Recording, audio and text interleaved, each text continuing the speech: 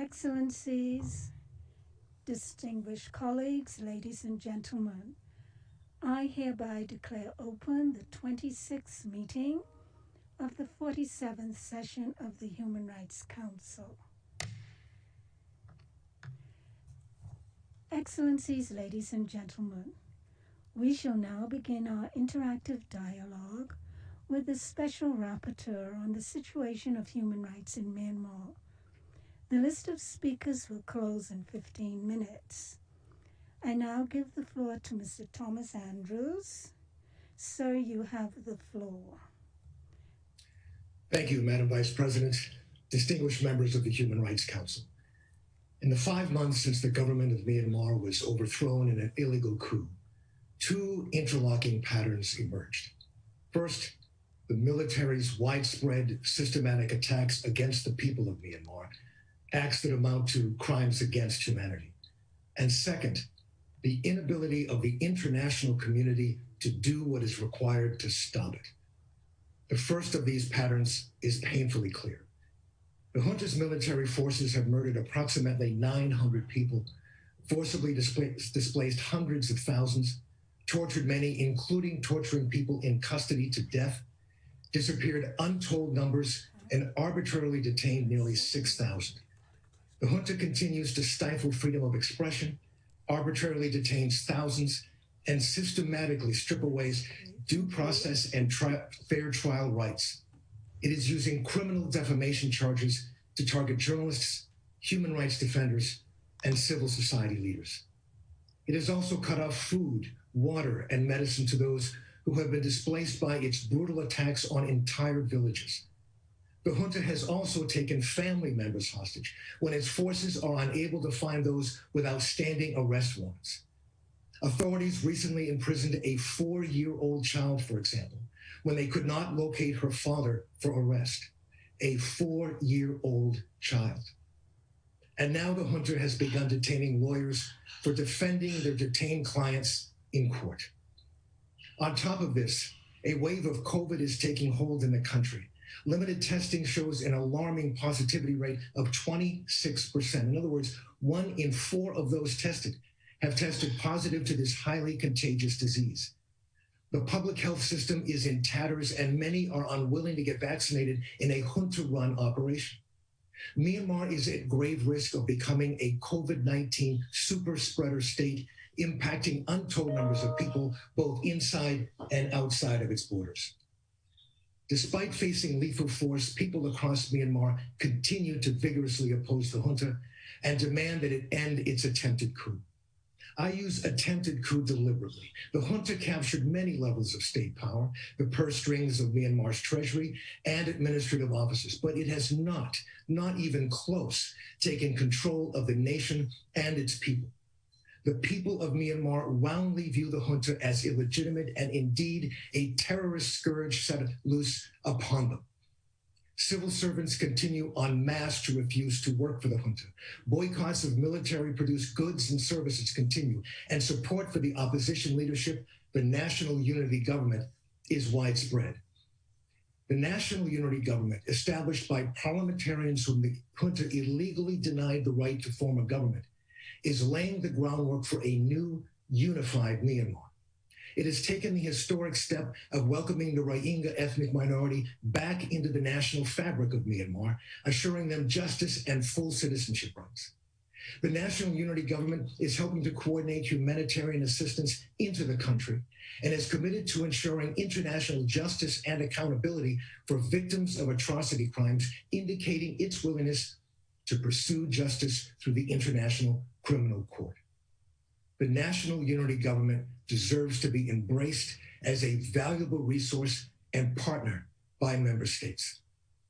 Some in Myanmar have lost hope that help from the international community will be forthcoming and have instead sought to defend themselves through the formation of defense forces and acts of sabotage, while some are reportedly targeting suspected junta collaborators and officials. This trend could escalate quickly, and the junta's pattern of the use of grossly disproportionate force in response will likely lead to an even greater loss of life.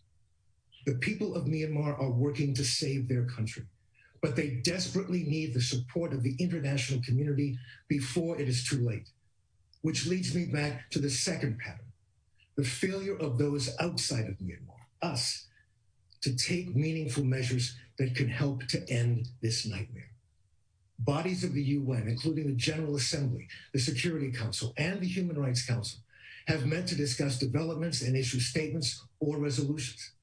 Last month, 119 member nations of the General Assembly voted for a resolution calling upon the junta to respect the will of the people as expressed in the November 2020 elections, and called upon all member states to prevent the flow of arms into Myanmar.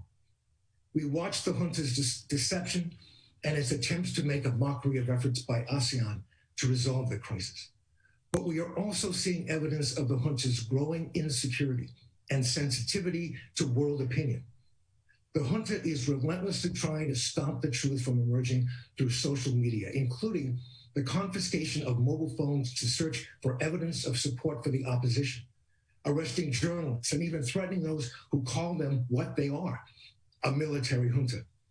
They are now even using the Myanmar National Human Rights Commission to deliver their twisted version of events to the world. Some nations have decided to act by imposing sanctions to reduce the junta's access to revenue and weapons. And while these measures are important and welcome, they remain limited and without the coordination necessary to have the significant impact that is so sorely needed. 5 months ago, before this very council, I called for the formation of an emergency coalition for the people of Myanmar. I based this recommendation on the necessity for action and the idea that governments that are willing to take action should do so even if others are not. Over the last 5 months, we have witnessed what happens when there is a lack of strong, coordinated international action. We therefore know with virtual certainty that if the international community continues on its current course, things will continue to deteriorate for the people of Myanmar. Madam President, I believe it is time to try another way. An emergency coalition for the people of Myanmar, nations willing to stand with the people of Myanmar through meaningful, coordinated action, would be in a position to impose significant costs on the junta. It could reduce the junta's ability to attack its citizens, save the lives of those in acute crisis, and gain political leverage so that the crisis in Myanmar might come to a just and permanent conclusion. There are viable options that such a coalition would have to achieve these goals. First and foremost, an emergency coalition could significantly reduce the revenue that the junta needs to continue its reign of terror. The junta prides itself on its large, well-equipped military, but what they see as a source of strength, indeed, the only reason they are able to hold the people of Myanmar hostage, is also a vulnerability. It takes considerable revenue to supply, equip, and sustain the military. Cut off their income, and you cut off their capacity to continue their relentless attack on the people of Myanmar. Since the coup, some countries have instituted sanctions targeting military-controlled enterprises and revenue from gems, timber, and mining. 2 countries sanctioned the so-called State Administrative Council, the junta itself. These are important steps, but the fact remains that many nations have yet to impose any sanctions. And a key sector remains untouched by all, oil and gas. Oil and gas sector revenues are a financial lifeline for the junta and are estimated to be close to what is needed for the junta to maintain the security forces that are keeping them in power. They should be stopped. Second, an emergency coalition for the people of Myanmar could outlaw the export of arms to the Myanmar military as called for in last month's General Assembly resolution. Third, coalition members that have universal jurisdiction laws could coordinate investigations of these ongoing crimes and make preparations to file charges against Myanmar's senior security officials. Fourth, coalition members could dramatically increase humanitarian aid by working with the National Unity Government to utilize non-junta channels to ensure that the aid goes to where it belongs, to the people of Myanmar. And finally, the coalition could work together to deny any claims of legitimacy that the junta may try to assert, such as the false claim that they are recognized by the United Nations. These actions are all possible, but they require nations that are prepared to act to do so by collaborating outside of the formal mechanisms that require consensus. Frankly, consensus decision-making has meant paralysis, and paralysis is lethal to the people of Myanmar. Madam President, there is no guarantee that this approach will succeed, but there is overwhelming evidence that the current path that we are now on leads to even greater impunity, a humanitarian disaster, and a failed state. Future generations may look back upon this moment and ask, did the people and nations of the world do all they reasonably could to help the people of Myanmar in their hour of great peril and need? I'm afraid that the honest answer to that question, at this point at least, is no. The international community is failing the people of Myanmar. There is still time to set a new course and achieve a just outcome. Now, more than ever, we must summon the courage of the people of Myanmar and choose the path of meaningful and sustained action. Time is short, and the stakes could not be higher. Distinguished members of the Human Rights Council, thank you for your kind attention and for the privilege of serving as UN Special Rapporteur on the situation of human rights in Myanmar.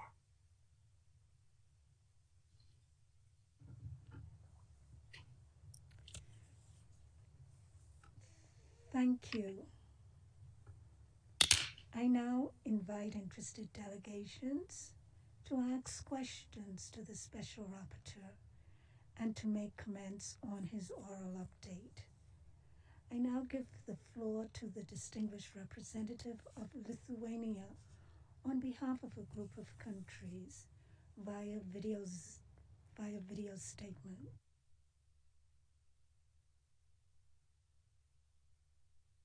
President, I have the honor to deliver this statement on behalf of the Nordic and Baltic countries. We thank the Special Rapporteur for his important work and firmly support his mandate.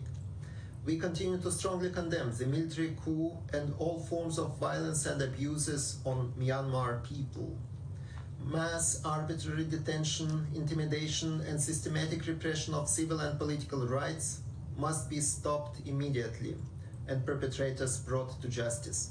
We take positive note of the release of some detainees by the Myanmar military authorities and call for the release of all political leaders, journalists, and human rights defenders. But restrictions on access to information and freedom of expression must be lifted. We call upon the Myanmar military leadership to end the state of emergency, to release all those arbitrarily detained, to end discrimination of ethnic minorities, and to fully respect and protect human rights, fundamental freedoms, and the rule of law. We urge Myanmar to fully cooperate with the UN human rights mechanisms. Only respect for the will and choice of people can bring Myanmar back to the path of democratic development and stability. Mr. Special Rapporteur, what additional steps are necessary to address the crisis? Thank you. Thank you. We'll now hear from the representative of the European Union via video statement. Thank you, Madam President. The European Union thanks the Special Rapporteur for his oral update. The EU attaches critical importance to your work and calls on Myanmar to resume immediate cooperation with your mandate and grant unrestricted access throughout the country. The EU shares your serious concerns about the dire humanitarian and human rights situation in Myanmar. Since the coup, the Myanmar armed forces have increased their brutal repression of peaceful protests, leaving hundreds of unarmed citizens dead or wounded. The escalation of military attacks have resulted in an unprecedented number of displaced persons. Through its actions, the security forces have shown a blatant disregard for international law and must be held to account. These acts of violence against the people of Myanmar must stop immediately, and the human rights of Myanmar citizens must be guaranteed. It is the role of the military to protect its citizens, not to repress and terrorize them. The 5-point consensus reached at the leaders' meeting of ASEAN is a positive and important first step to begin a process of de-escalation and a return to democratic transition. However, the EU underlines the need for its swift and faithful implementation. In this regard, how do you see, Mr. Andrews, the cooperation between your mandate and the Special Envoy due to be appointed under the 5-point consensus? I thank you. Thank you. We'll now hear from the representative of Pakistan on behalf of the Organization of Islamic Cooperation by video. Madam President, the OIC regrets that around 4 years ago, the world witnessed a brutal wave of systematic violence against Rohingya Muslims purposefully unleashed by Myanmar. Since then, regrettably, no progress has been reported in improving the situation of Rohingya Muslims concerning their legal status, right to nationality, restoring citizenship. Repatriation of forcibly displaced Rohingya Muslims from Bangladesh to Myanmar has not happened yet due to Myanmar's lack of political will and continued disingenuousness. The OIC reiterates its strong support for using all appropriate legal instruments and domestic, regional, and international judicial mechanisms, including the ICJ, to investigate the gross human rights violation.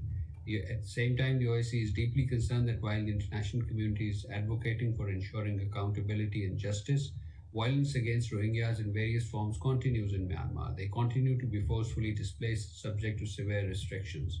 Rohingyas have been the most persecuted communities in the world over the years. The human rights of Rohingya Muslims have always been endangered. They have long suffered deep-rooted discrimination in Myanmar. The international community should not lose sight of the persecution and discrimination against the right of Rohingya Muslims. The OIC urges Myanmar to protect the right of Rohingyas, grant citizenship to them, address the root causes, start repatriation of Rohingyas from Bangladesh to Myanmar and forge a durable solution to this crisis without further delay. Thank you. Thank you. We'll now have a video statement from the representative of Liechtenstein. Thank you, Madam President. Liechtenstein thanks the Special Rapporteur on the situation of human rights in Myanmar for his oral update and for his indispensable work. We welcome the recent adoption of Resolution 75/287 at the General Assembly. We are deeply concerned over the deterioration of the already dire human rights situation in Myanmar after the military coup of February 1st.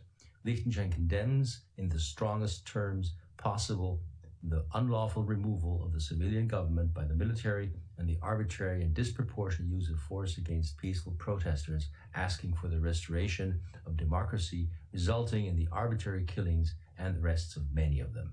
We call upon the military leaders of Myanmar to immediately release all those arbitrarily detained, including members of the democratically elected government and other political actors, members of civil society, journalists, and peaceful protesters. The violence needs to end and civic space needs to be restored.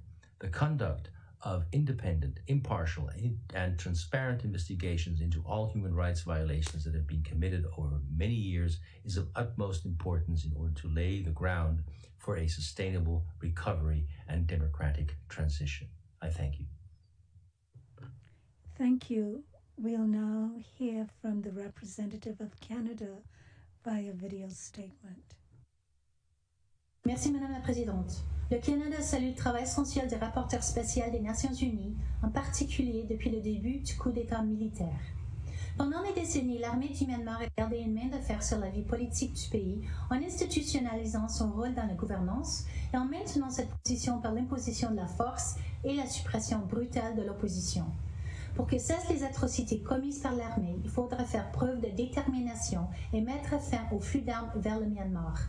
Aucune arme ne devrait être vendue à une armée qui les utiliserait afin de cibler les civils plutôt que de les protéger. Le Canada maintient un embargo sur les armes à destination du Myanmar depuis 2007 et nous exhortons nos partenaires internationaux à imposer des mesures similaires.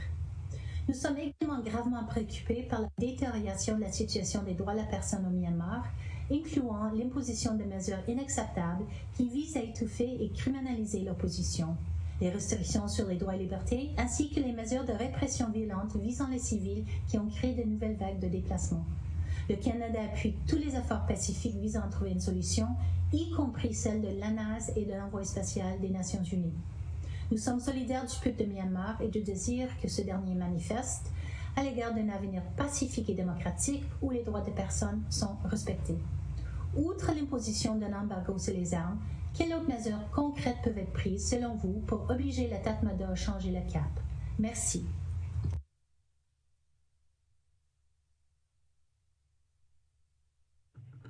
Thank you. We'll now have a video statement from the representative of Libya. شكرا سيدة الرئيسة. نتقدم بالشكر للمفوضة السامية لحقوق الإنسان على إحاطتها حول حالة حقوق الإنسان في ميانمار، وإلى المقرر الخاص على تحديثه الشفوي وتأييده للقرار S29/1 الذي اعتمده مجلس حقوق الإنسان في الدورة الاستثنائية 29 في 12 فبراير 2021. ندين انتهاكات حقوق الإنسان التي يتعرض لها المدنيون وأقلية الروهينجا، ونؤكد على أهمية ضمان المساءلة فيما يتعلق بانتهاكات القانون الدولي لحقوق الإنسان والقانون الدولي الإنساني، فضلا عن أهمية سيادة القانون وإصلاح قطاع الأمن. وندعو إلى إجراء تحقيقات فورية شاملة في جميع الادعاءات المتعلقة بانتهاكات القانون الدولي الإنساني في حق المدنيين والأقليات، وندين استمرار حالة الاضطهاد وخطاب الكراهية والتي يعاني منها المسلمين لا سيما في ولاية رخين، وضمان حلول مستدامة لعودة المشردين وذلك امتثالا للمعايير الدولية. في الوقت الذي نستنكر فيه حكومة بلاده تأزم الأوضاع الإنسانية والأمنية في ميانمار لا سيما في ظل ظروف جائحة كوفيد-19، صار لازما على المجتمع الدولي أن يباشر باتخاذ خطوات جوهرية وعاجلة لمنع استمرار انتهاكات حقوق الإنسان المرتكبة ضد الروهينجا وتيسير عودتهم إلى موطنهم الأصلي في ظروف يسودها الأمن والاستقرار. شكرا سيد الرئيس. Thank you. We'll now have a video statement from the representative of Australia. Australia thanks the Special Rapporteur for his troubling but important update on the situation in Myanmar. We welcome this interactive dialogue as a vital opportunity for the Council to discuss the concerning human rights situation in Myanmar. We remain gravely concerned about the deadly violence being perpetrated against the people of Myanmar and urgently call on the regime to end the violence and release all those arbitrarily detained. We are very concerned about reports of spreading conflict and the resulting civilian casualties and call on the regime to allow safe, unimpeded access and to provide protection for humanitarian assistance. We welcome ASEAN's efforts to chart a course out of this crisis and look forward to the announcement of a special envoy. We're pleased to support ASEAN's commitment to deliver humanitarian assistance in Myanmar. Australia is steadfast in our support of the people of Myanmar. We call on the regime to engage in inclusive dialogue and return Myanmar to the path of democracy. We wish to ask Mr. Andrews, how can states best support the mandate of the Special Rapporteur on the situation in Myanmar? Thank you. Thank you. We'll now have a video statement from the representative of Bangladesh. Madam President, we are almost 4 years into the tragic Rohingya crisis. Regrettably, a durable solution to the problem has not yet been found. Bangladesh remains steadfast in pursuing a sustainable solution that delivers voluntary, safe, and dignified return of the Rohingyas to Myanmar. It is well known that Myanmar didn't take any meaningful actions either to address the atrocities perpetrated against Rohingyas in 2017 or to stop long-standing repression against these people. Bangladesh is bearing the burden of Rohingyas, whereas the crisis has been created by Myanmar before the eyes of the international community. The international community should not overlook this fact because of the existing political situation in Myanmar. We call on the international community to put pressure on Myanmar to comply with the ICJ's provisional measures, to fully cooperate with ICC, ICJ, and other international judicial mechanisms, to implement all recommendations of Advisory Commission on Rakhine State, and to commence repatriation without delay. Madam President, the plight of Rohingyas deserves special attention regardless of the political situation in Myanmar. Hence, we urge the Special Rapporteur not to divert his attention from the situation of Rohingyas and pursue his works remaining focused on the Rohingya issue. I thank you. Thank you. I wish to advise that the list of speakers is now closed. We'll now have a video statement from the representative of the Czech Republic. The Czech Republic aligns itself with the EU statement. We thank the Special Rapporteur for his oral update. Mr. Andrews, we welcome the opportunity to have this interactive dialogue. The Czech Republic is deeply concerned by the increasing violence following the illegal military coup. by atrocities committed by the state security forces, including the torture of those detained, and by the jailing of lawyers for standing up for justice. The current situation in Myanmar, described in your update and in the update of the High Commissioner Madame Bachelet, requires the Council's urgent and continuous attention. We fully agree with the need for the coordinated action of states, as well as businesses, to prevent further human rights violations and abuses. The EU keeps imposing restrictive measures against specific individuals and entities responsible for serious human rights violations and abuses in the country. At the same time, the Czech Republic individually, as well as collectively within the EU, continues providing humanitarian assistance in accordance with the basic humanitarian principles. On 18th of June, the situation in Myanmar was discussed in the UN Security Council and also in the General Assembly. What would you recommend to the Human Rights Council as a follow-up step to the resolution adopted by UNGA? Finally, we wish to reiterate that the Czech Republic continues supporting Myanmar's democratic transition. We hope that the 5-point consensus reached at the leaders' meeting of ASEAN will rather sooner than later lead to prompt and meaningful outcomes. I thank you. Thank you. We'll now hear from the representative of Indonesia via Zoom. Thank you, Madam Vice President. The UN has invested a number of mechanisms for Myanmar, including the mandate of the Special Rapporteur that was established almost 3 decades ago, with varying degree of cooperation by the country concerned. Nevertheless, currently the situation has not improved. Even more so, the refusal of the state to cooperate does not allow for a viable solution to the crisis while prolonging the suffering of the people of Myanmar. Mindful of the number of existing mechanisms for Myanmar and drawing from the Rosenthal report, a UN system-wide coherence is a must to pave the way for improvement of the situation on the ground. In this context, could the Special Rapporteur elaborate further your strategy to forge a common approach within the UN system to advance global and regional efforts? And secondly, learning from experiences of other country-specific mechanisms, and while refraining from legitimizing the undemocratic transition of power, what is the best way for the Council mechanism to convince the state to implement their commitment to cooperate? Madam Vice President, on our part, Indonesia will continue to urge Myanmar to respect the human rights of all people in Myanmar and the swift implementation of the ASEAN's 5-point consensus. We will also continue to work together with other member states to strengthen the human rights agenda, upholding democracy, rule of law, good governance, and constitutional governance as enshrined in the ASEAN Charter in the region, including in Myanmar. I thank you. Thank you. We'll now have a video statement from the representative of the Republic of Korea.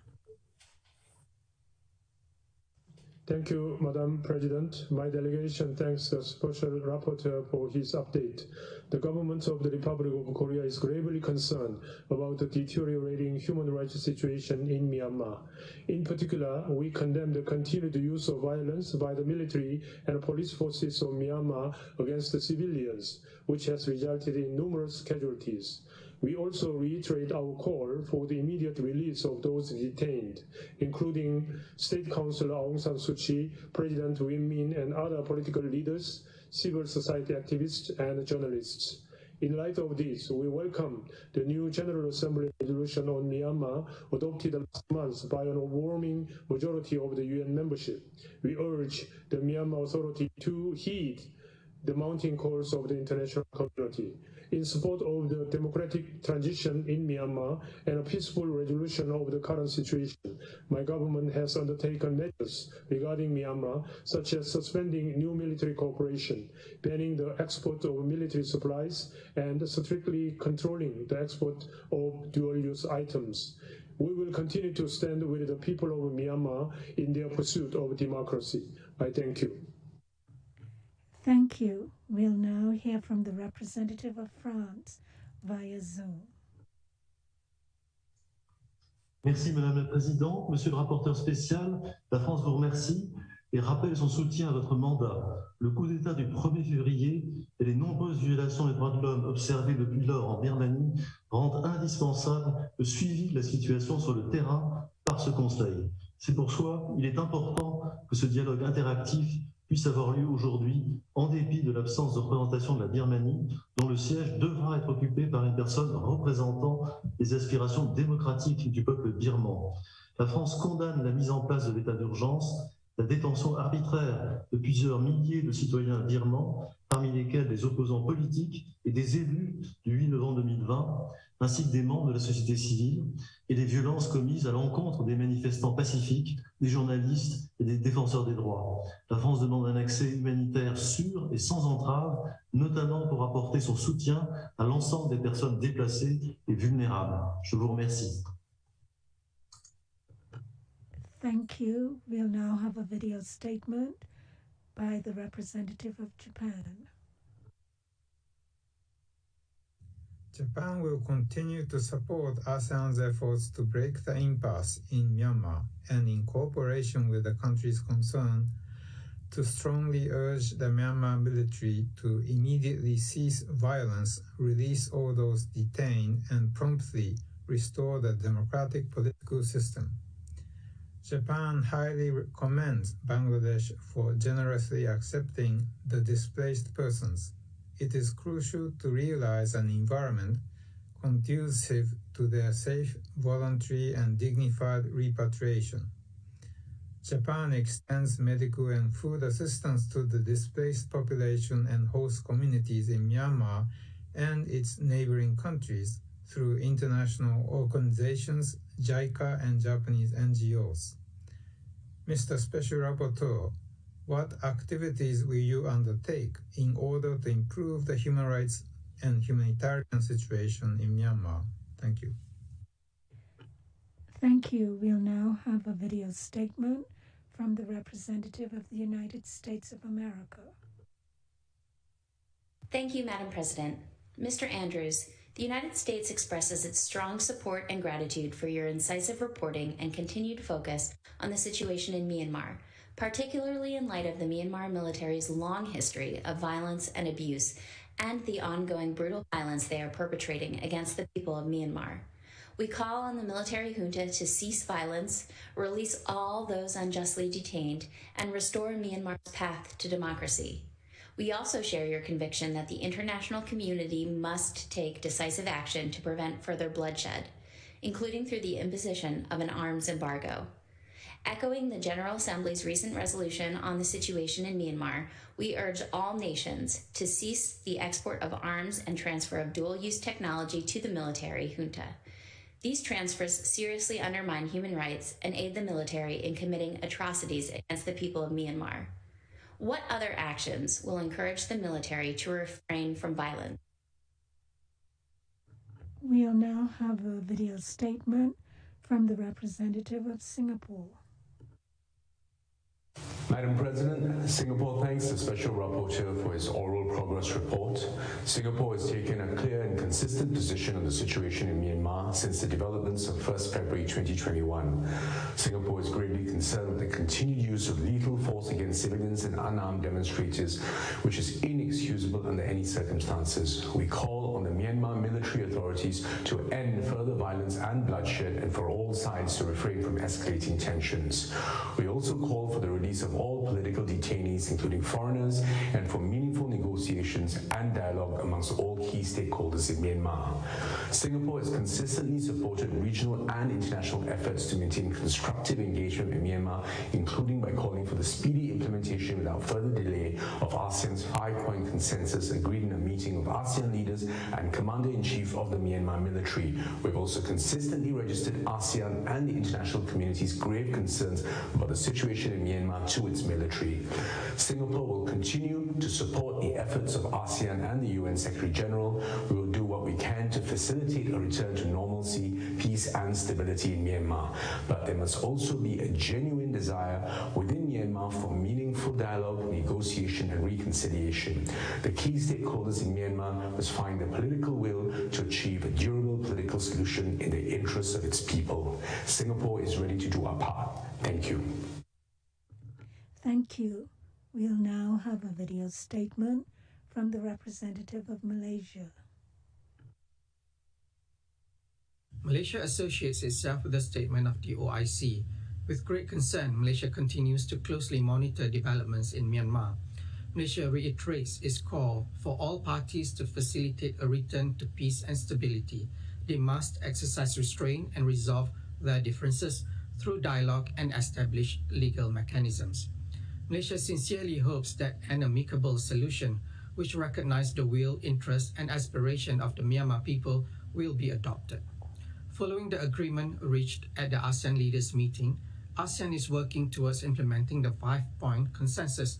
They are, first, cessation of violence and utmost restraint exercised by all parties. Second, constructive dialogue among all parties concerned to seek a peaceful solution in the interests of the people. Third, the appointment of a special envoy of ASEAN Chair to facilitate mediation with the assistance of the Secretary General. Fourth, the provision of humanitarian assistance through the ASEAN AHA Center. And fifth, the visit of the special envoy to Myanmar to meet with all parties concerned. As a neighbor and fellow ASEAN member, Malaysia will continue to play a constructive role towards the maintenance of a peaceful, stable, and prosperous ASEAN. Thus, Malaysia will work very closely with other ASEAN members to facilitate an amicable and sustainable solution to the trouble currently besetting Myanmar. Thank you. Thank you. We'll have a video statement from the representative of Belgium. La présidente, la Belgique s'associe à la déclaration de l'Union européenne et vous remercie, Monsieur Andrews, pour votre rapport oral. La situation au Myanmar demeure très préoccupante. La répression, les violences et les pertes humaines qui en résultent sont inacceptables. Nous réitérons l'appel pressant de l'UE à ce que la junte militaire cesse immédiatement tous les actes de violence et d'intimidation, fasse preuve de retenue maximale et respecte le droit international et les droits humains. Il est essentiel de revenir au processus de transition démocratique, de restaurer le pouvoir du gouvernement civil issu des élections de novembre 2020 et de libérer immédiatement et sans condition toutes les personnes arbitrairement détenues ou inculpées à la suite du coup d'État, qu'elles soient civiles ou politiques, journalistes, avocats ou défenseurs des droits humains. Les droits des minorités, en ce compris des Rohingyas, doivent être pleinement respectés. Les effets combinés du coup d'État, des violences, des déplacements et de la pandémie ont un effet dévastateur sur les moyens d'existence et sur le bien-être de la population. 3,4 millions de personnes pourraient être en situation de carence alimentaire d'ici quelques mois et la moitié de la population pourrait basculer en dessous du seuil de pauvreté d'ici 2022. Monsieur le rapporteur, vous avez dénoncé il y a quelques semaines, et je cite, « une inquiétante tendance de la junte à bloquer, détruire ou confisquer l'aide humanitaire ». Pourriez-vous nous faire part de l'état actuel de la situation sur ce point? Je vous remercie, Madame la Présidente. Thank you. We'll now have a video statement from the representative of the United Kingdom of Great Britain and Northern Ireland. Thank you, Madam President. Thank you, Special Rapporteur, for your update and for your continued efforts as you fulfil your mandate. The United Kingdom condemns the military coup in Myanmar, and I reiterate today our call on the military to respect the human rights of the people of Myanmar and their democratic wishes. Arbitrary arrests, deaths of innocents, and restrictions to rights and freedoms continue across the country. These must cease. You have set out the devastating impact of the coup on already vulnerable communities. We must remain alert to the experiences of the most marginalised and those at risk of being targeted for their identity. Space must be retained to continue to support civil society groups who are trusted by their communities. What began as a political crisis is fast becoming an economic and humanitarian crisis. The UN estimates that 200,000 people have been displaced in border areas since the 1st of February. As called for in the resolutions of both the Special Session and the 46th Session of the Human Rights Council, the safe and unimpeded humanitarian access to all people in need is vital. Special Rapporteur, what can the international community do to ensure that the poorest and most vulnerable can access humanitarian assistance? Thank you. Thank you. We'll now hear from the representative of Turkey via Zoom. Madam Vice President, we thank Special Rapporteur Mr. Andrews for his update. We remain deeply concerned by the rapidly deteriorating security and humanitarian situation in Myanmar in the wake of the military coup, whose effects are already spilling over beyond Myanmar's borders. Credible reports of ongoing widespread acts of violence, killings, arbitrary arrests, torture, and ill-treatment by Myanmar security forces are highly troubling. We urge the military authorities in Myanmar to stop the violence and abuses against the civilian population, credibly investigate all allegations of human rights violations, and prosecute those responsible. We welcome the release of over 2,000 detainees on 30 June 2021. We reiterate our call to the Myanmar authorities to release all arbitrarily detained elected leaders, political personalities, officials, and civilians. The military coup has triggered a human tragedy of considerable scale in Myanmar. We are distressed by reports that millions are collapsing into extreme poverty, even hunger. The crisis is most severely impacting the most vulnerable, in particular the Muslim Rohingya minority. The escalating COVID-19 crisis presents another severe challenge for the health system, which is already under immense pressure. If immediate action is not taken, the coup could have negative effects on the education and health sectors, which could last for generations. We call on the military authorities to ensure that humanitarian agencies can reach all civilians in urgent need of food and medicine. Returning to the path of democracy and the rule of law is of utmost importance. I thank you. Thank you. We'll now have a video statement from the representative of Vietnam. Madam President, Vietnam shares the concerns of the international community over the worrying developments in Myanmar, especially the escalation of violence against civilians and attacks on public infrastructure, including schools. We condemn all acts of violence and call for an immediate cessation of such actions. We emphasize that the top priority now is to de-escalate the situation, ensure security, safety of civilians, and unimpeded humanitarian access to all people, especially vulnerable groups. It is essential to look for every possibility for concerned parties to engage in meaningful dialogue and reconciliation, with emphasis on the will and interest of Myanmar people. Madam President, ASEAN has continued efforts to assist Myanmar to seek a peaceful solution, including the implementation of the 5-point consensus reached at the ASEAN leaders meeting in April. We call on the international community to continue their support for ASEAN's role and endeavors to create an environment conducive to the achievement of these goals. All efforts should mutually reinforce one another, and we must keep working together where there is common ground. By standing ready to support and assist Myanmar to overcome current difficulties, Vietnam believes that only constructive dialogue, cooperation, and confidence building can restore peace, stability, and sustainability in Myanmar and the region. I thank you, Madam President. Thank you. We'll now have a video statement from the representative of the Marshall Islands. Thank you, Madam President. The Republic of the Marshall Islands wishes to thank the Special Rapporteur, Mr. Andrews, for his oral progress report on Myanmar.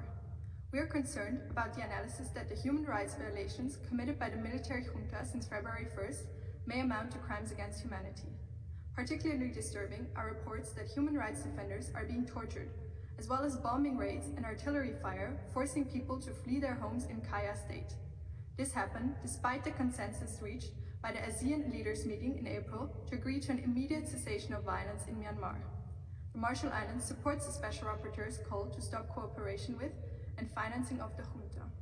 We therefore urge foreign companies to divest and sever ties with all businesses linked to Myanmar's military. The recent General Assembly resolution sends a strong signal to the military junta that we do not tolerate their actions, and the Marshall Islands is a proud co-sponsor thereof. We welcome the declaration made by the National Unity Government to support full citizenship rights for the Rohingya in Myanmar, as well as abolishing the 1982 citizenship law and promulgating a new law based on birth. This is an important step to end discrimination and statelessness and ultimately achieve peace and justice for all in Myanmar. Komotata, and I thank you. Thank you. We'll have a video statement from the representative of Austria. Thank you.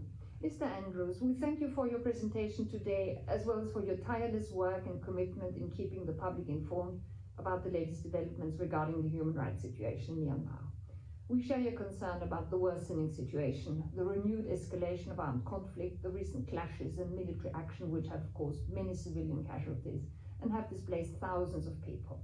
Austria stands in solidarity with all those advocating and working for an inclusive democracy and the respect of human rights and fundamental freedoms. In this context, we welcome the efforts of the pro-democracy forces working towards a peaceful resolution of the current crisis. Their voices represent the democratic wishes of the people of Myanmar. They must be key stakeholders in any genuine and inclusive political dialogue. It is crucial that this Council continues to show the courageous people of Myanmar that the international community is watching, that they are not alone, and that we're willing to act to hold to account those responsible for this outrageous attack on their young and fragile democracy. We reiterate our call on the military junta to immediately end all acts of violence, to exercise utmost restraint, and to fully respect international law and all human rights, to release immediately and without conditions all those arbitrarily detained in connection with the coup, and to restore power to the elected civilian government. Thank you. Thank you. We'll have a video statement from the representative of the Philippines. Thank you, Madam President. The Philippines reiterates its long-standing support for Myanmar's democratization. We have been unequivocal in our call for the complete restoration of the status quo. We call for the immediate release of Daw Aung San Suu Kyi and other political prisoners. We are concerned about the escalation of violence that has claimed the lives of hundreds of civilians and state actors, and about the rise of ethnic armed groups. Prior to the events of February 1, 2021, the Philippines has consistently called on the Council to recognize the complexity of Myanmar's political and socio-economic landscape, and to allow the duly elected government the political space to address human rights issues within its nascent democracy's accountability mechanisms. We regret the failure of Council actions, resources, and the multiple unilateral mandates to render concrete support to the civilian government. The cycles of condemnations and the multiple mandates have been wasteful and unproductive. None helped in the face of silos and inefficiency in the UN system's work on the ground, within which the 2019 Rosenthal report identified. The mandate of the SR on Myanmar has not enjoyed the support of the country concerned due to lack of constructivism.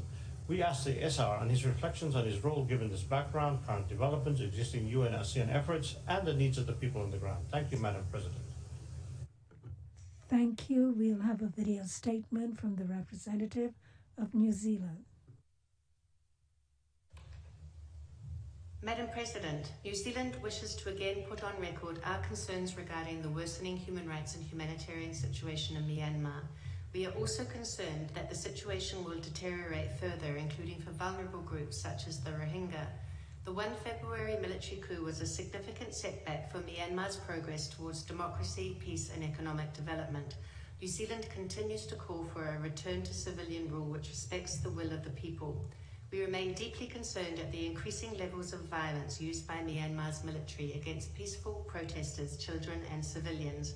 We deplore the use of violence and summary executions, and we call for those responsible to be held to account. A critical first step is the immediate cessation of violence and the release of all who have been arbitrarily detained, including foreign nationals and those facing politically motivated charges.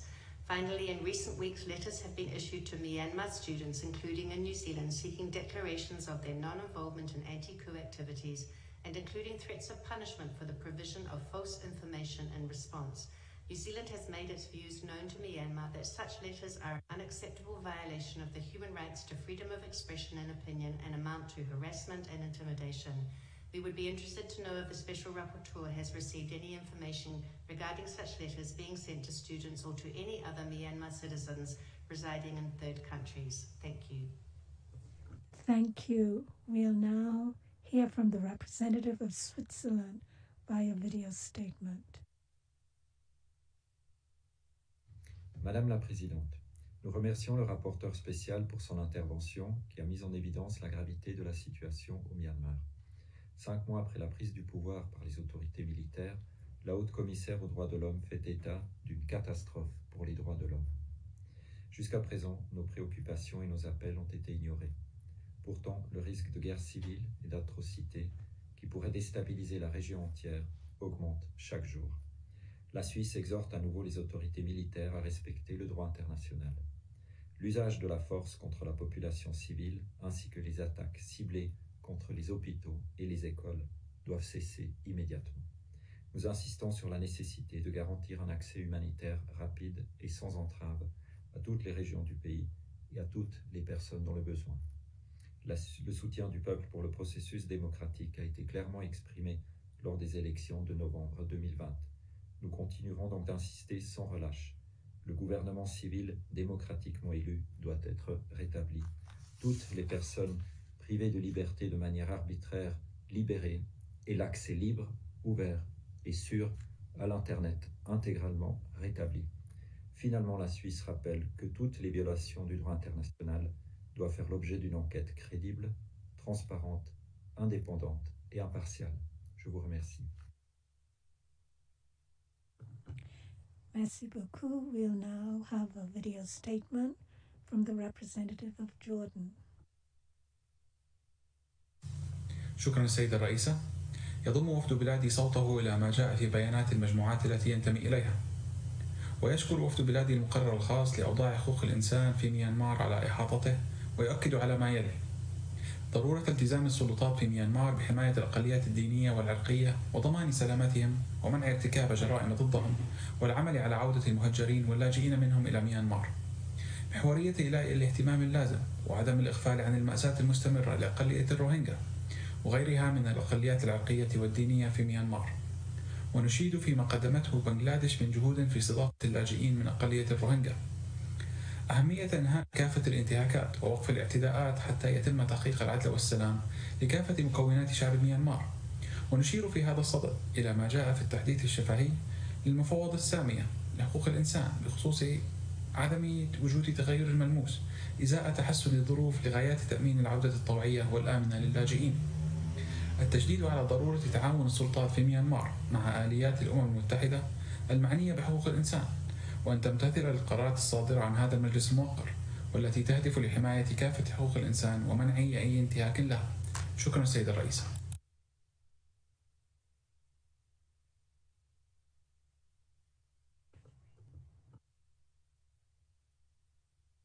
Thank you. We'll now hear from the representative of Brunei Darussalam via Zoom.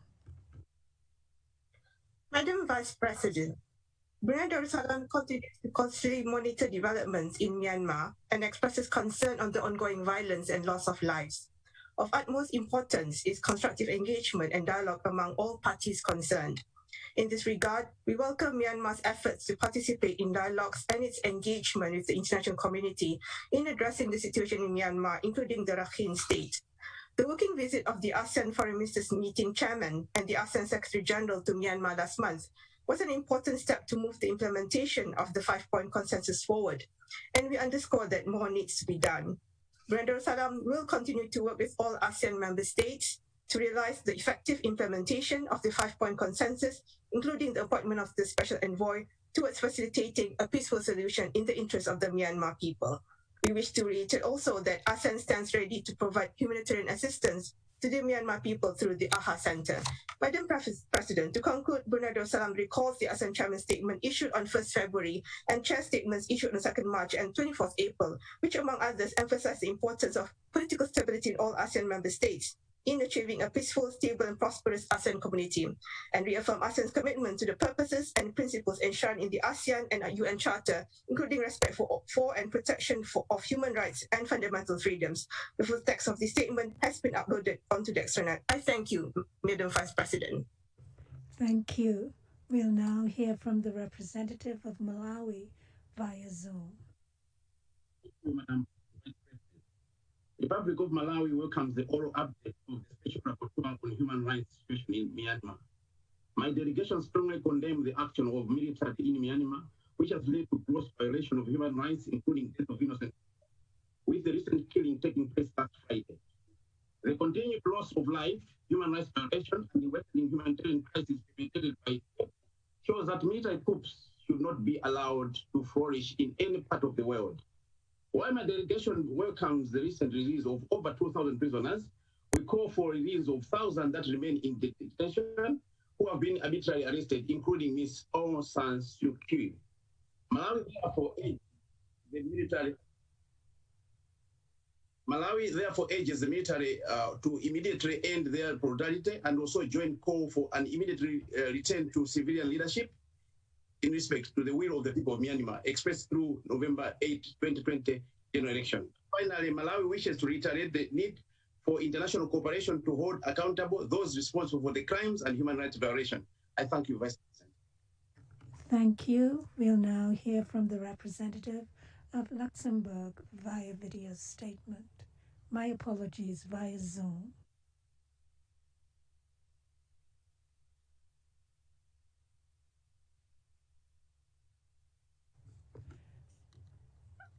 I'll move on to the next speaker, Cambodia, via video statement. Thank you, Chair. The Human Rights Council is the fulcrum of promoting and protecting of human rights, based on the principle of cooperation and genuine dialogue.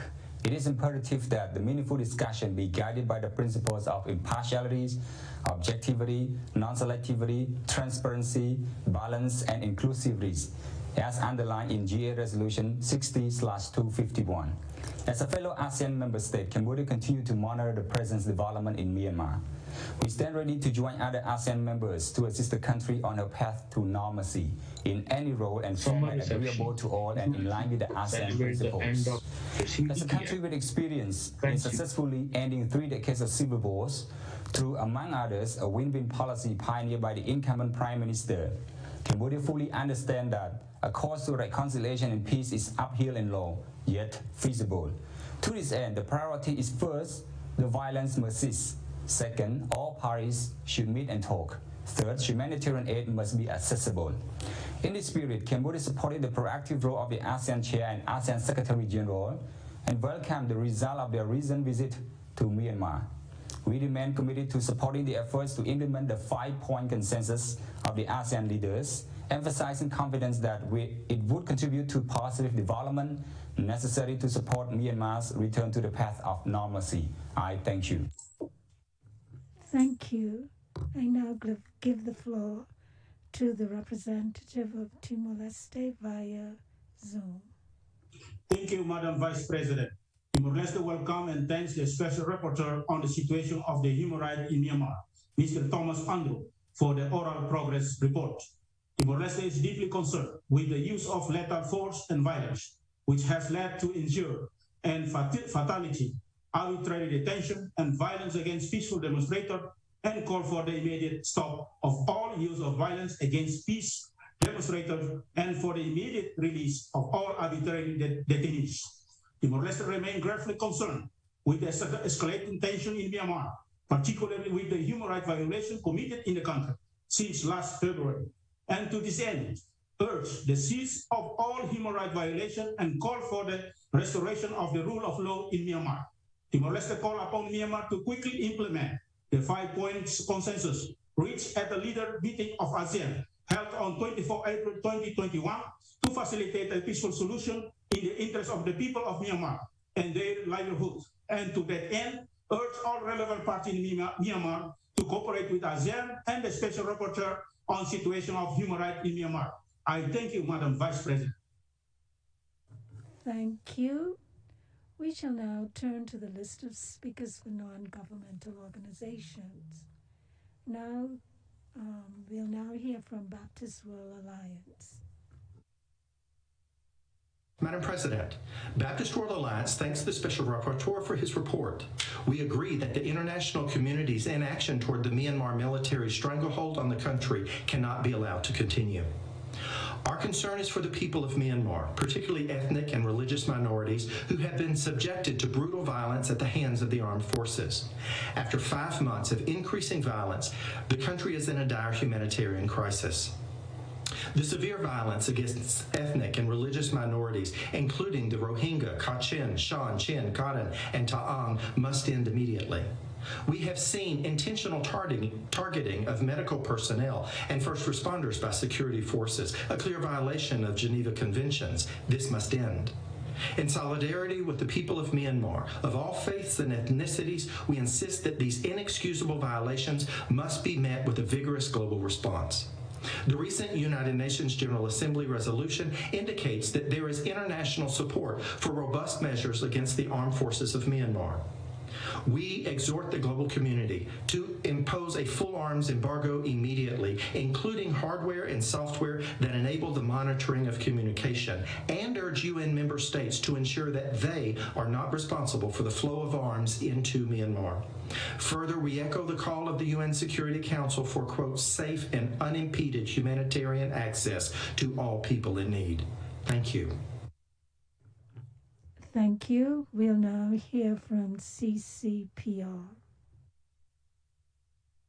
Madam President, distinguished members of the Human Rights Council, Special Rapporteur, since the coup by the Myanmar military on the 1st of February 2021, the situation on the ground is deteriorating day by day. Nearly 900 persons are killed, including children and medical staff, and thousands of persons arbitrarily detained by the military. As specified in our written statement to the Council, we are highly alerted by a series of Tatmando's actions, including arbitrary and illegitimate amendments of law. Mr. Special Rapporteur, we appreciate your tireless efforts in monitoring the situation and seeking viable solutions, but decisive and targeted actions must still be taken by so many, including this Council. International actors operating in Myanmar must cut ties with the Tatmando to prevent further atrocity. A global arms embargo on Myanmar must be imposed to prevent further escalation of violence and offensives of the military. Humanitarian assistance must be delivered to those in need on the ground without channeling the military. The legitimacy of the National Unity Government of Myanmar to represent Myanmar must be duly recognized by the UN General Assembly. Tremendous efforts were made in the last 10 years by the people of Myanmar to make the democracy and human rights a reality. All these efforts must be upheld and further enhanced against the military rule.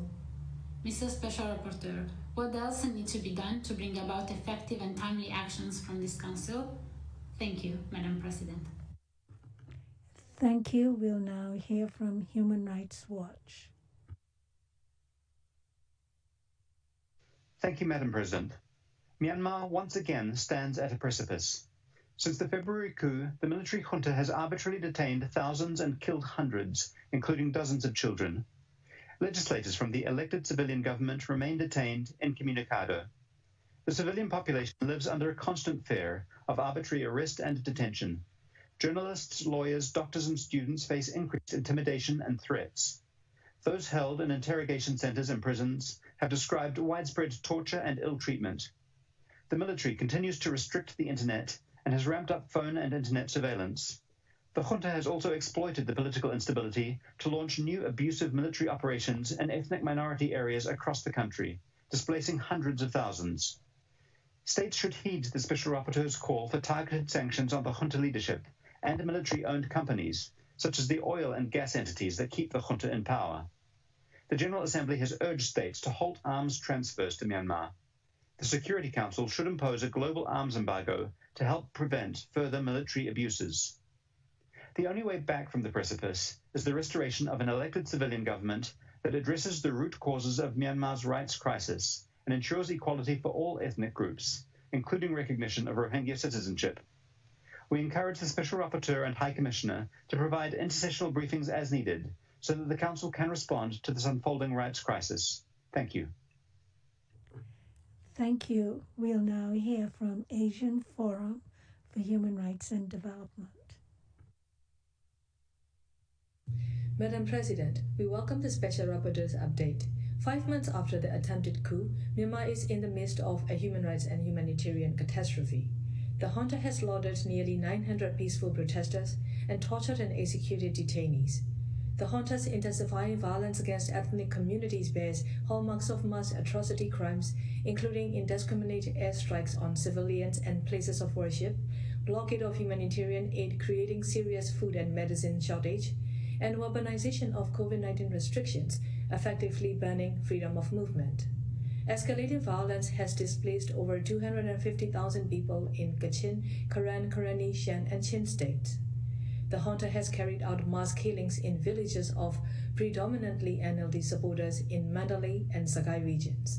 Furthermore, the coup has made the conditions unsafe for remaining Rohingya and unsuitable for voluntary, safe, dignified, and sustainable return of Rohingya refugees.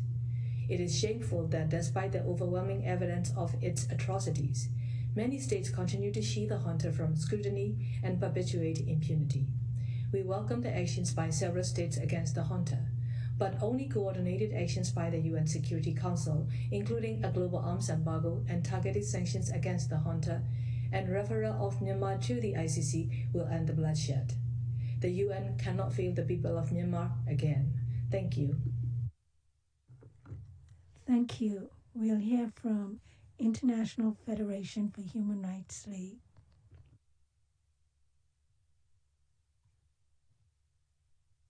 FADH and its member organizations ALTSEAN Burma and Women Peace Network welcome this oral progress report. We are troubled by ongoing reports of extrajudicial killings, arbitrary detentions, enforced disappearances, sexual violence, torture, and prosecution of human rights defenders, National League for Democracy members, and junta critics and opponents. It is even more troubling that women and children have continued to be deliberately targeted by the junta security forces. Last week's release of more than 2,000 prisoners charged under Article 505A of the Penal Code is welcome, but they shouldn't have been detained in the first place. This cynical tactic to avoid criticism ahead of high-profile meetings like this one does not negate the fact that scores of people have been charged with the capital offense of treason, and 65 have already been sentenced to death. Several thousands more political prisoners remain behind bars and must be immediately released. We welcome the National Unity Government's public commitment to uphold human rights and establish accountability for abuses, including those committed against Rohingya and other ethnic groups. Therefore, we urge the NUG to review the recommendations made by UN member states during the Universal Periodic Review of Myanmar in January this year, and to submit its response to these recommendations ahead of the next Human Rights Council session. Thank you. Thank you. We'll hear from Law Council of Australia. Law Council of Australia thanks the Special Rapporteur for his report and strongly contends that Tatmadawo's intimidation, harassment, arbitrary arrest and incommunicado detention of lawyers and judges since the coup d'etat. We've received credible reports of lawyers detained for challenging the legality of their clients' detention and for filing legitimate cases that Tatmadaw considers undesirable. Judges at all levels of courts have been dismissed without valid cause and some unlawfully detained. Myanmar's lawyers are entitled to consult with their clients freely and confidentially, without intimidation, improper interference or sanctions.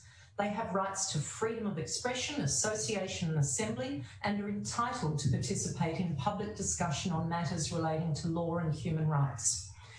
This is a deliberate and coordinated effort to impede Myanmar's lawyers from undertaking their professional duties against a backdrop of an already fragile judicial system and at a time when the rule of law is under unprecedented assault.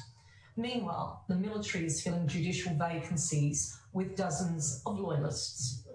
We express solidarity with Myanmar's lawyers and judges seeking to uphold the rule of law, defend the rights of the Burmese people, and maintain hard-fought progress in building accountable, effective justice institutions.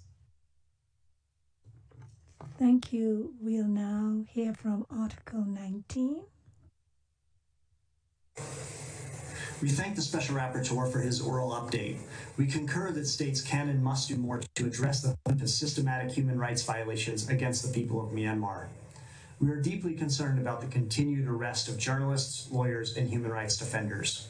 We are shocked by reports of torture and detention and continuing killings of anti-coup protesters and others, including more than 69 children. We call on the military to immediately and unconditionally release all those detained for the exercise of the right to freedom of expression.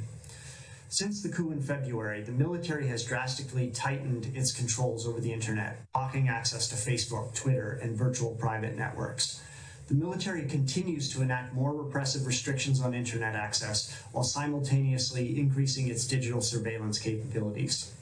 The dramatic increase in arrests and extrajudicial killings have caused many to flee Myanmar for neighboring states.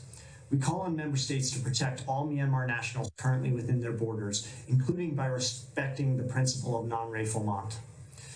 We are concerned by increasingly strict controls on the operations of civil society organizations and urge all member states to adapt flexible policies to support civil society groups operating in the country and in exile.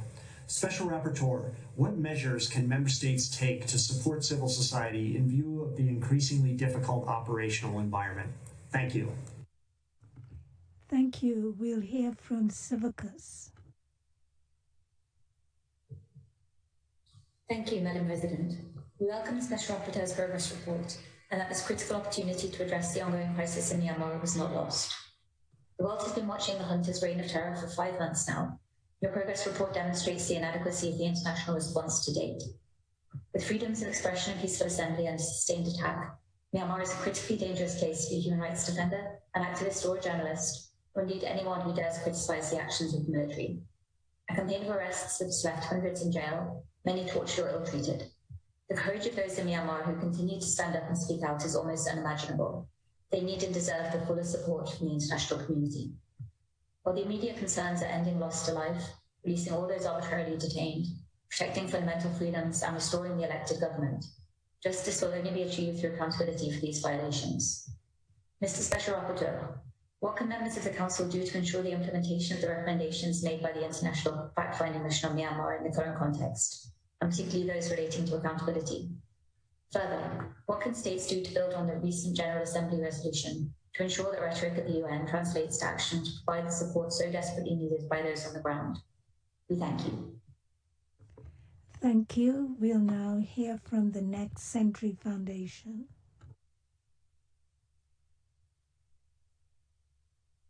The Special Rapporteur on the Situation of Human Rights in the Republic of the Union of Myanmar has said that the quick repatriation of refugees will likely conflict with the principles of a safe and sustainable return.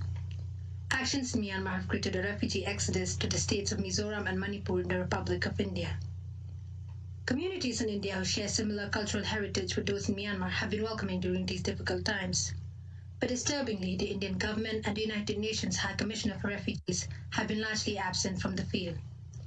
Skill-building activities have been undertaken by India's charitable sector to help these Myanmar refugees earn a living, but many of them have had to resort to menial jobs as domestic servants. The deadly second wave of coronavirus in India puts them at risk with little prospect of getting vaccinated. Many now seek shelter in the forest, a particularly dire situation for pregnant women. The Next Century Foundation calls upon the United Nations to negotiate with the Myanmar military to stop this brutal crackdown and to seek the cooperation of India such that aid can be more quickly delivered in border areas. The Special Rapporteur should mount a fact-finding mission to determine the number of Myanmar refugees who have crossed to India and help plan for the refugees' future. If resettlement in India becomes an option, India should take account of the ethnic diversity of the Indian states concerned, as resettlement will undoubtedly have ramifications on the demography of those states. We urge both the UN and the Indian government to take a more active role in protecting these refugees. Thank you. Thank you, and we'll now hear from Asian Legal Resource Center. Madam President, as there are profound concerns over the latest military coup in Myanmar and subsequent violence offends the conscience of humanity, the urgent questions before international community should be what to do at this time by way of effective measures to reverse such blatant attack on democracy, international human rights law, and attacks on lives and liberties of people. We have witnessed that around 1 million survivors of genocide were forced to take shelter in neighboring Bangladesh. The international community was apparently relieved that the Rohingya exodus did not march toward Europe as their next destination. Years of ineffective actions have empowered the Tatmadaw to topple the civilians' representatives in February this year, leading to further escalation of violence against the dominant communities. We pose the following questions to this Council. How continuous struggle for democratization, rule of law, and human rights to be carried out now in Myanmar? How to ensure the continuity of decades of struggles against the military rule in that country? Can peace be established without the presence of the UN-led peace mission with mandate and resources to ensure the end of the use of violence? What are the measures needed to ensure criminal inquiries into the deaths and other forms of violence that occurred in recent months? How could the High Commissioner's Office evolve urgency measures to deal with the above-mentioned issues? Thank you, Madam President. Thank you. That was the last speaker on the list. I now give the floor to Mr. Thomas Andrews to respond to the questions and comments, and for his concluding remarks, he will participate via Zoom.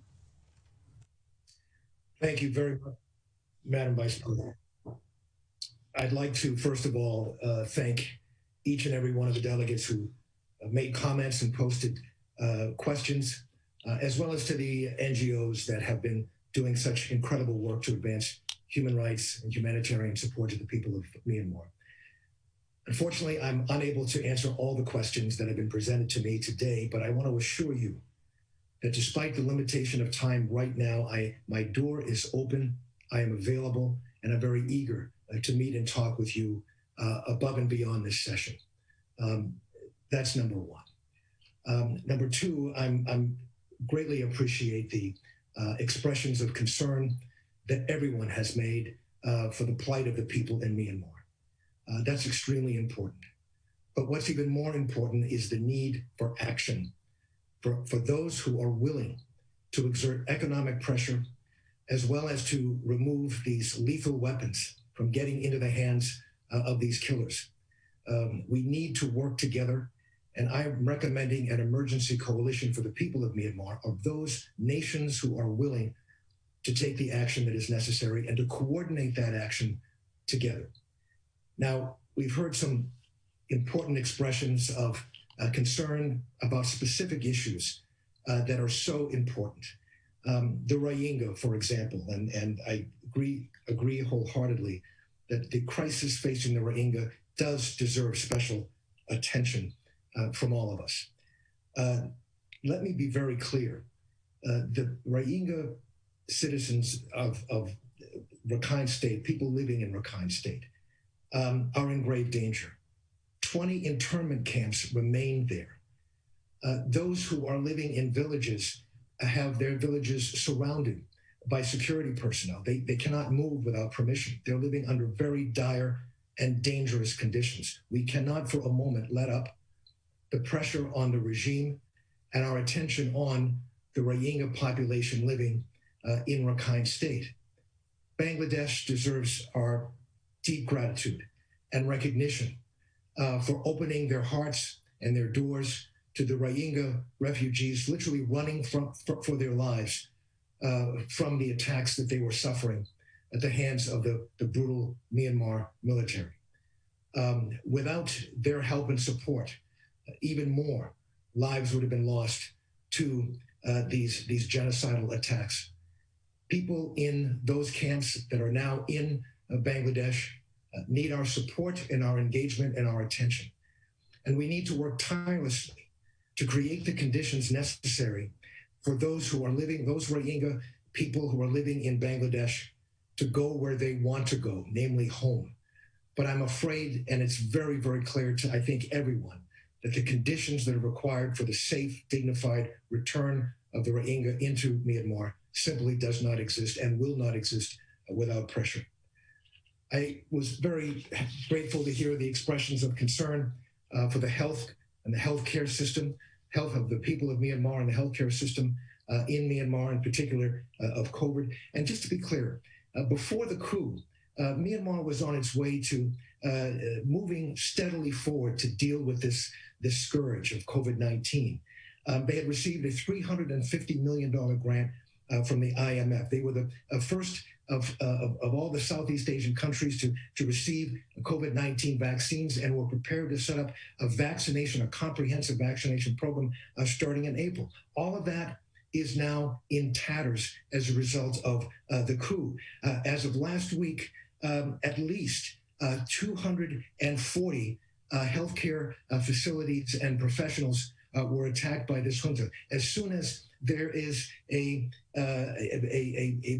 makeshift healthcare center established by volunteers to help people, they are attacked by the junta.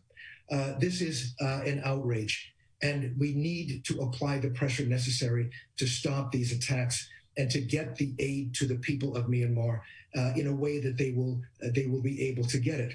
I want to say with respect to the very important humanitarian assistance that's needed, and appreciate the questions regarding humanitarian assistance. How do we get humanitarian assistance and healthcare assistance to the people who need it? Well, first of all, I would respectfully request that the Myanmar Humanitarian Fund be fully funded. And I'm very sorry to say that as of this moment, there's only 23% of that fund has been supported. In other words, more than 3/4 of that fund remains empty and needs the support of the international community.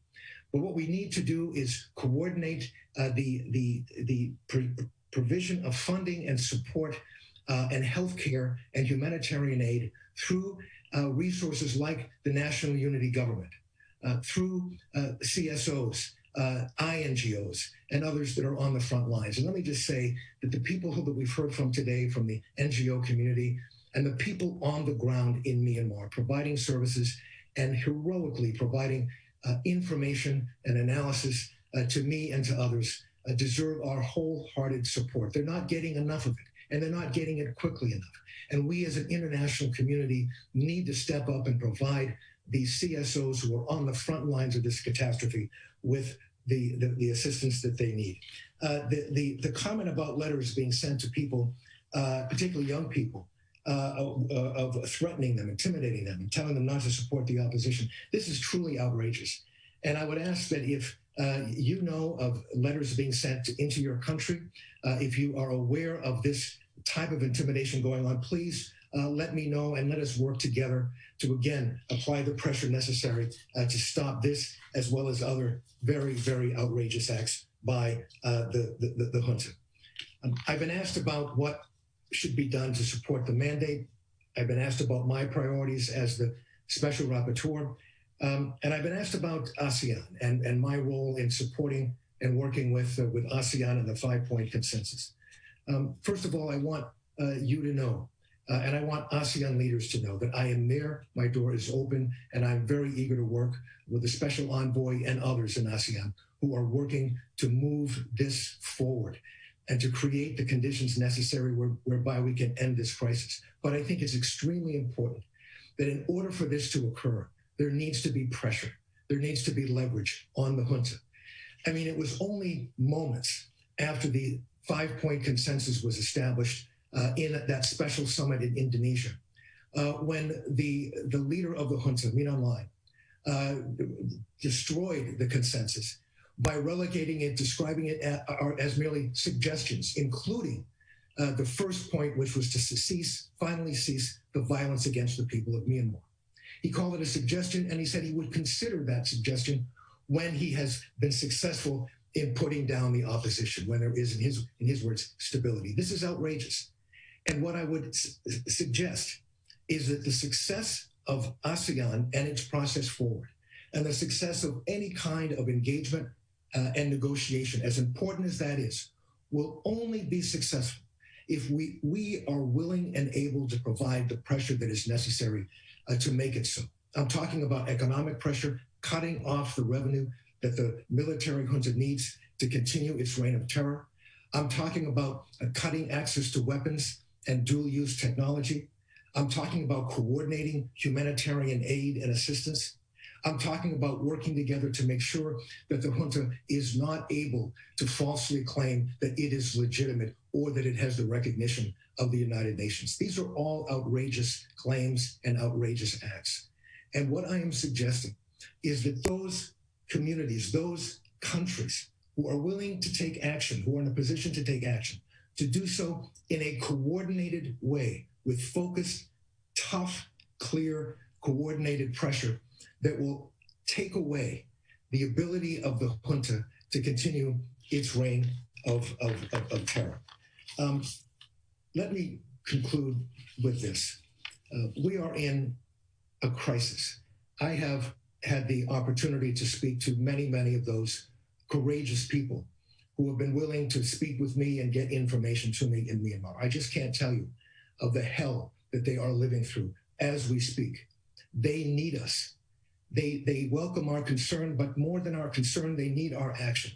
And so I am imploring everyone who is represented in this Human Rights Council, and indeed all member states of the United Nations who are able and willing to take action to act in a coordinated fashion through an emergency coalition for the people of Myanmar. Time is short.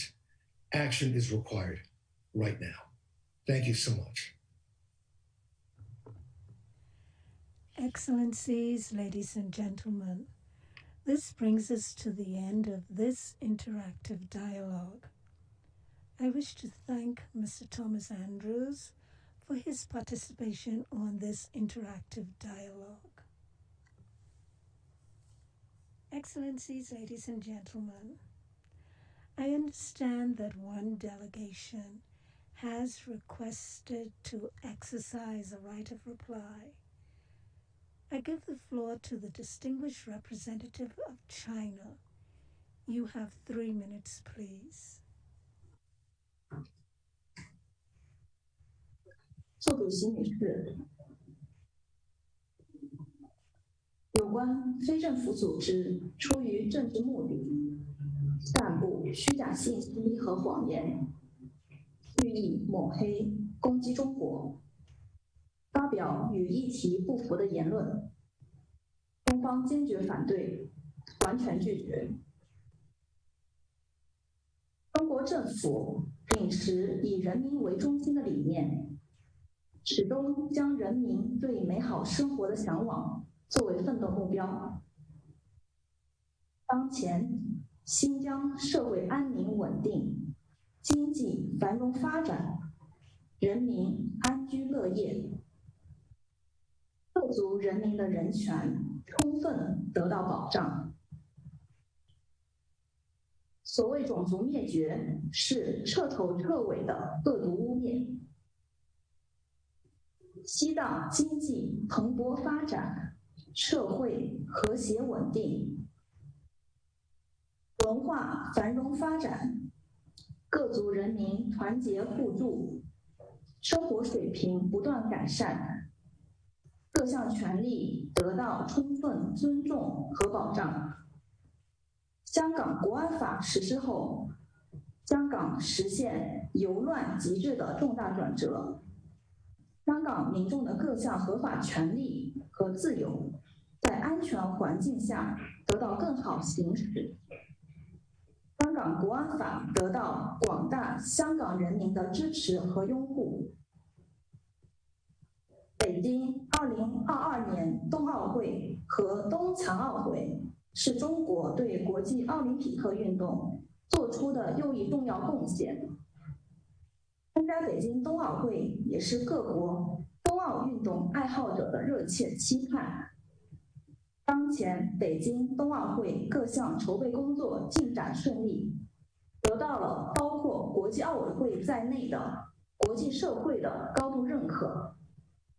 我们愿同各方一道，确保北京冬奥会、冬残奥会成为一届简约、安全、精彩的奥运盛会。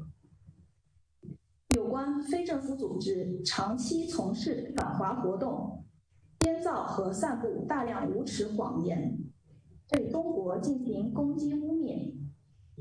他们企图绑架奥林匹克运动，服务其不可告人的政治目的，这是对奥林匹克精神的严重亵渎，是对全世界热爱和参与奥林匹克运动人士和善良好客中国人民的极大侮辱。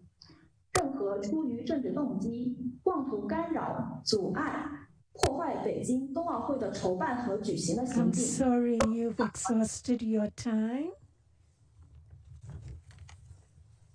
I'd like to thank you. This was the last speaker on my list.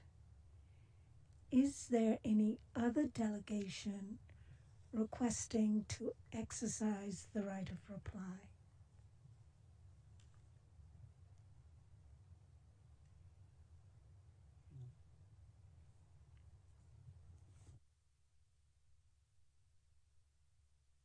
I understand there is none.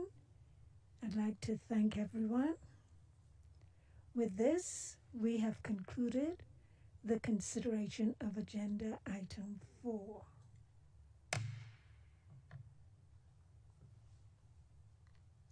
Excellencies, ladies and gentlemen, this brings us to the end of this meeting. We will reconvene at 9 a.m.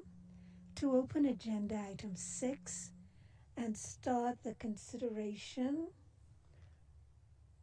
and adoption of the outcome documents of states examined during the 37th session of the UPR Working Group. I hereby close the 26th meeting of the 47th session of the Human Rights Council.